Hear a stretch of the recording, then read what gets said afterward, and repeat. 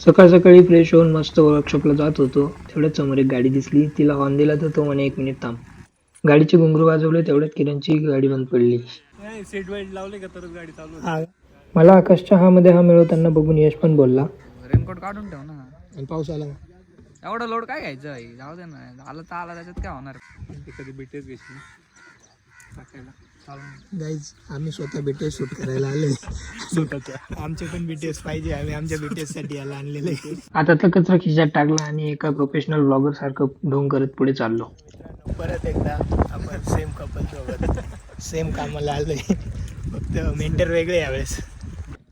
इकडे वैभव सर मुलांना कॅमेराच्या सेटिंग समजवत होते आणि इकडे वेगळीच सेटिंग सुरू होती.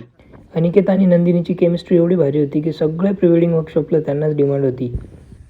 आमच्यापेक्षा जास्त बुक आहे तुम्ही. सर इकडे स्टुडंट्सला गाईड करत होते, तेव्हा आम्ही कपलला रिलेशनशिपमधल्या सगळ्यात डिफिकल्ट फेजबद्दल विचारलं. तेव्हा ते म्हणाले, खूप जास्त डिफिकल्ट, पोलीस स्टेशन वगैरे काहीच सोडलेलं नाही आम्ही. बेस्ट थिंग काय वाटतं तुम्हाला एक दोन मेकांबद्दल? बेस्ट लहान मुलांसारखं जगतो, अजून केअर करतो. अजून काय पाहिजे मुलीला? भांडी नाही घासू देत, अजून काय पाहिजे? तुला कसं वाटतं भांडे घासून? खूप छान वाटतं. रोज रात्री दरवाजा बंद करून भांडे घासायची कामं चालू राहतात. वैभव सर इकडे त्यांचे सैनिक तयार करत होते आणि शत्रू सैनिक तिकडे कराटेची प्रॅक्टिस करत होते. आणि हे बघून मी आणि आकाशने शस्त्र सोडून माघारी परतण्याचा निर्णय घेतला. स्प्लेंडरला किक मारली आणि 47च्या स्पीडने घरी निघालो.